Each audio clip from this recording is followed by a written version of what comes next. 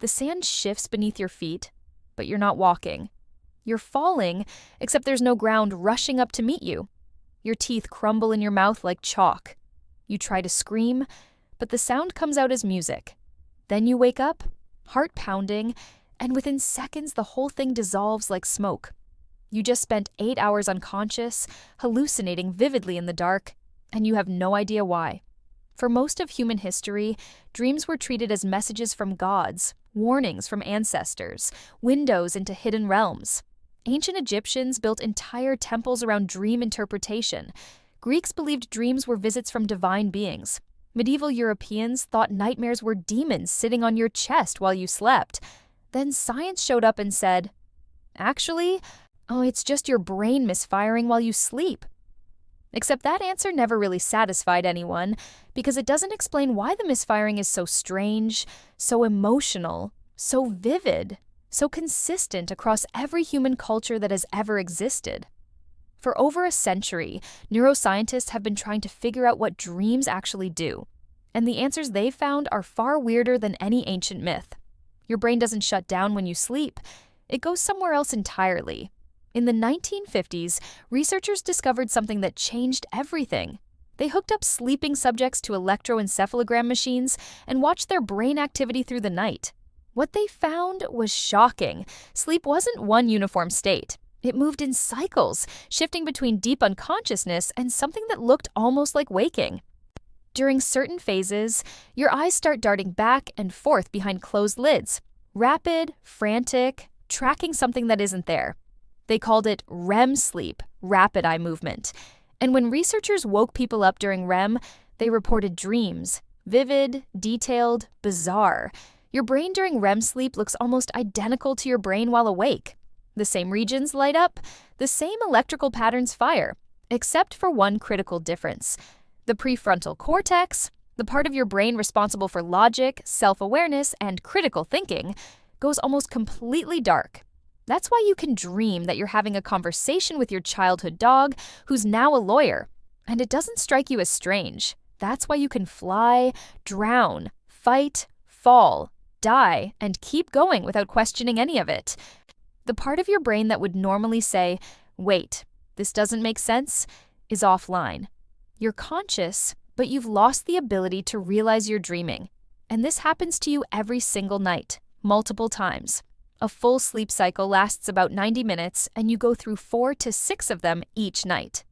Early in the night, REM phases are short, just a few minutes, but as the night goes on, they get longer. By morning, you can be dreaming for 30, 40, even 60 minutes straight. If you live to 80, you'll spend roughly 6 years of your life dreaming. 6 years in a place that doesn't follow the rules of physics, time, or reason. So what is your brain actually doing during all that time? The first major theory came from Sigmund Freud in 1900. He called dreams the royal road to the unconscious, arguing that they were your brain's way of processing repressed desires, forbidden thoughts, things your conscious mind refused to acknowledge. Every symbol in a dream supposedly represented something hidden. A staircase meant sex. A tunnel meant sex. A snake, a cigar, a tower, all sex. Freud had a bit of a one-track mind, but his core idea, that dreams revealed hidden psychological truths, dominated for decades. Then neuroscience caught up, and things got complicated. In the 1970s, researchers like J. Allen Hobson proposed the activation synthesis hypothesis. Their argument was simple and brutal. Dreams don't mean anything.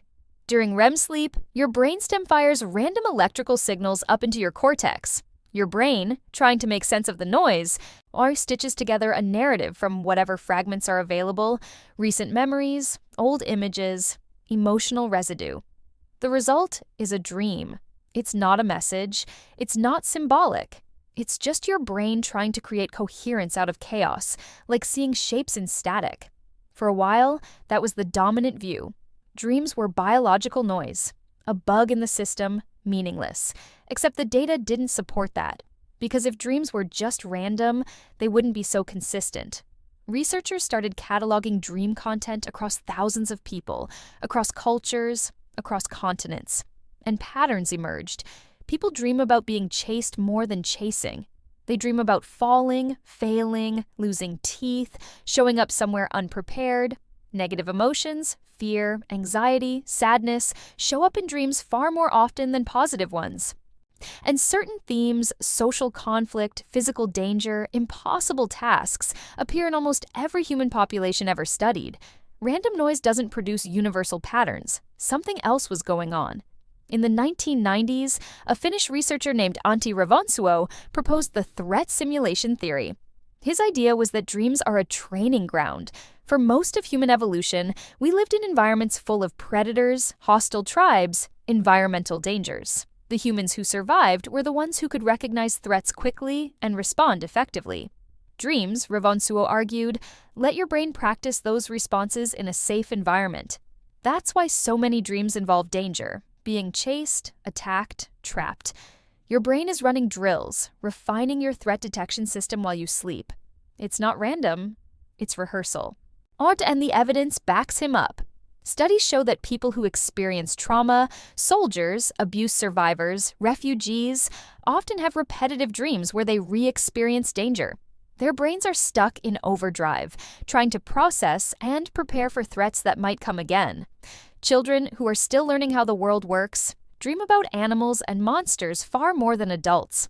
Their brains are building a threat database from scratch. Dreams aren't just noise, they're simulations. But that still doesn't explain all of it. Because not every dream is about danger. Some are about people you love. Some are about places you've never been.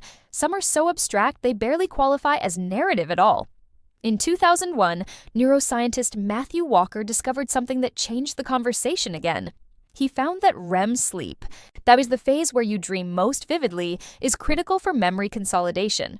During the day, your brain takes in a constant flood of information, conversations, images, facts, sensations.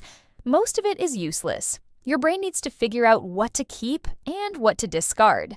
Deep sleep handles factual memory, names, dates, information. But REM sleep does something different. It processes emotional memory. It takes experiences that had emotional weight and integrates them into your long-term psychological framework. That breakup, that fight with your boss, that moment of unexpected kindness from a stranger, your brain revisits those events during REM and decides what they mean, how they fit into your sense of self, what lessons to extract. Dreams aren't replaying events, they're reprocessing them. That's why the same people, places, and fears keep showing up in your dreams, often years after the original event. Your brain is still working on them, still trying to make sense of what they mean. Walker's research showed that people who are deprived of REM sleep struggle with emotional regulation. They become more reactive, more anxious, less able to process difficult experiences. Without dreams, your emotional memory system starts to break down. You don't just forget, you lose the ability to integrate experience into meaning. But even that isn't the full picture, because in 2010, researchers discovered something even stranger. Dreams might not just process the past, they might help you solve the future. Studies started showing that people who dreamed about a problem were significantly more likely to solve it than people who just thought about it while awake. How musicians who practiced a piece before bed showed more improvement if they dreamed about it during the night. Students studying for exams retained more information if the material appeared in their dreams. Your brain isn't just replaying the past, it's experimenting with possibilities. It takes concepts you've been working on and remixes them, testing combinations, exploring solutions you'd never consciously consider. Some of the most famous breakthroughs in history came from dreams. Dmitri Mendeleev saw the periodic table fully formed in a dream and woke up to write it down. Auguste Kekulé discovered the ring structure of benzene after dreaming of a snake eating its own tail. Paul McCartney heard the melody for Yesterday in a dream and thought he'd accidentally plagiarized it until he realized it was original. Like these weren't just coincidences. Their brains had been working on those problems for weeks, maybe months. The dream was where all the pieces finally clicked. That's the thing about REM sleep. Your prefrontal cortex, the logical, rigid, rule-following part of your brain, is offline. That frees up the rest of your brain to make connections it would normally reject as illogical. You lose access to reason, but you gain access to creativity. Dreams are where your brain stops following the rules and starts playing. And that might be the whole point. But here's where it gets truly strange. Because if dreams are so important, why do we forget them? You spend hours every night in vivid, emotionally intense experiences, and within minutes of waking, most of them are gone. You might remember fragments, a face, a feeling, a location, but the full narrative dissolves almost immediately. Researchers still don't fully understand why. One theory is that it's a feature, not a bug. If you remembered every dream as vividly as you remember real events, your brain would struggle to distinguish between things that actually happened and things you hallucinated while asleep. Forgetting dreams might be a protective mechanism, a way to keep your sense of reality intact. But that raises another question. If dreams are doing all this important cognitive work, processing emotion, consolidating memory, solving problems, simulating threats, why does it have to happen in such a bizarre, illogical, narrative form? Why can't your brain just do that work in the background without all the weirdness?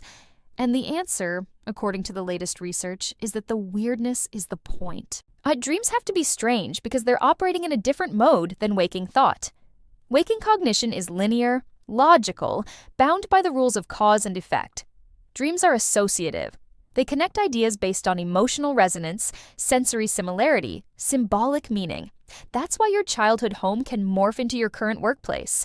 That's why a conversation with a stranger can suddenly become a conversation with your mother. Your brain isn't following narrative logic, it's following emotional logic. And that's what lets it make connections that waking thought would never find. The randomness isn't a flaw. It's how the system explores possibilities. In 2017, a team of researchers proposed what might be the most comprehensive theory yet. They called it the overfitted brain hypothesis. The idea is this. During the day, your brain is constantly learning, adapting, refining its models of the world. But if you only ever reinforce the patterns you've already seen, your brain becomes overfitted, too specialized, too rigid. You lose the ability to adapt to new situations. Dreams, they argue, are your brain's way of fighting that. By introducing random, bizarre, impossible scenarios, dreams force your brain to stay flexible, to maintain its ability to generalize, to handle the unexpected. You're not just processing the past or rehearsing the future, you're keeping your cognitive system loose, adaptable, ready for anything. It's like a musician practicing scales. You're not performing. You're maintaining range. So after all this, after over a century of research, thousands of studies, entire careers spent mapping the sleeping brain, what do we actually know? We know that dreams are not meaningless. We know they play a role in memory, emotion, creativity, problem solving, and cognitive flexibility. We know they follow patterns, but not rules. We know they feel random, but they're not. We know they're deeply tied to who you are, what you fear, what you love, what you can't let go of. But we still don't have one unified answer to the question, why do we dream? Because it's probably not one thing. It's all of them.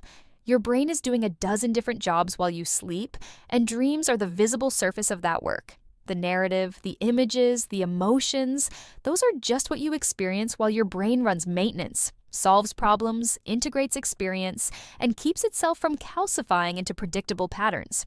You are every single night, losing your grip on reality and wandering through a world that doesn't exist.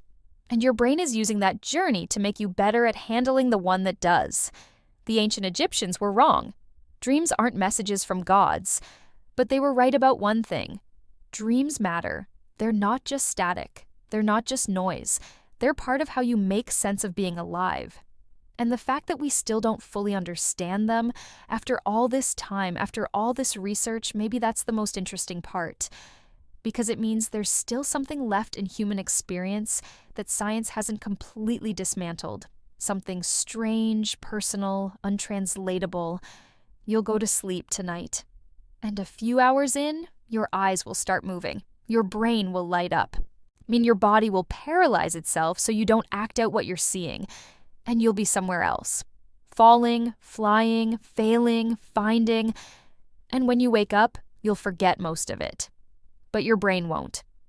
It'll carry forward whatever it learned, whatever it processed, whatever connections it made in the dark, You just won't consciously know it happened. That's what dreams are, not messages, not randomness, not symbolic codes, just your brain, alone in the dark, working on you.